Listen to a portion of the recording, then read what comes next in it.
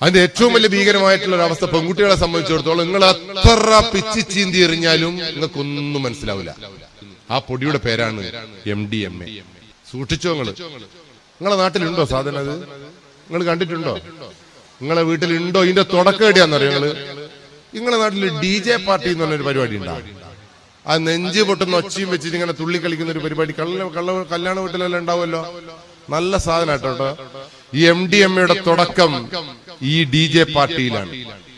ആ DJ പാർട്ടിയിലുള്ള ആളുകളെ നോക്കി നിങ്ങൾക്ക് മനസ്സിലാവും ഇത് ഉപയോഗിക്കുന്നുണ്ടോ ഇല്ലയോ. എന്താണെന്നറിയോ, ഒരു സാധാ മനുഷ്യനെ സംബന്ധിച്ചിടത്തോളം മാക്സിമം ഒരു 3 പാട്ടിന് മാത്രമേ തുള്ളാൻ പറ്റൂ. 3 പാട്ട് പാടുമ്പോൾ അതിന് തുള്ളിയാൽ ഒരു മൂലക്ക് കിടക്കണം, തളർന്നു. പക്ഷെ MDMA ഉപയോഗിച്ചു, നിങ്ങളെ മക്കൾ ഉപയോഗിച്ചു, നാട്ടുകാർ ഉപയോഗിച്ചു, നിങ്ങൾക്ക് മനസ്സിലാണെങ്കിൽ തുടക്കം മുതൽ ഒടുക്കം വരെ തുള്ളിക്കൊണ്ടേയിരിക്കും.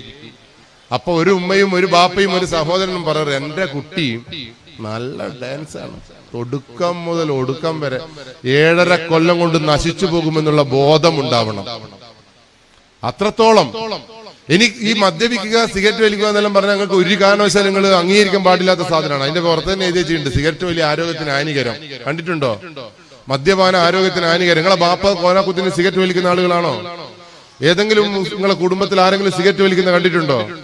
ഉണ്ട് എങ്കിൽ നട്ടലിലുള്ള ചങ്കൂറ്റമുള്ള വിദ്യാർത്ഥികളായ നിങ്ങൾ, ഈ സംഘടനയുടെ പ്രവർത്തകർ എന്ന രീതിയിൽ ഊർജ്ജസ്വലരായിട്ടുള്ള നിങ്ങൾ എന്ത് ചെയ്യണമെന്നറിയോ?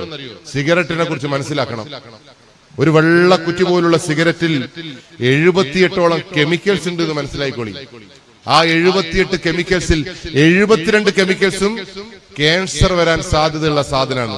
നിങ്ങളെ സഹോദരനോ നിങ്ങളെ ഫ്രണ്ട്സോ നിങ്ങളെ ചങ്ക് ബ്രോ ഏടെയെങ്കിലും കുത്തിരി ഇങ്ങനെ വലിക്കുമ്പോൾ നിങ്ങൾ മനസ്സിലാക്കണം, ആഹു ചങ്കേ, ക്യാൻസറിന് വേണ്ടിയിട്ടുള്ള ആഹാരമാണല്ലോ താങ്കൾ ഉള്ളിലേക്കാക്കുന്നതെന്ന് അന്തം വിട്ട് നിങ്ങൾക്ക് മനസ്സിലാക്കണം.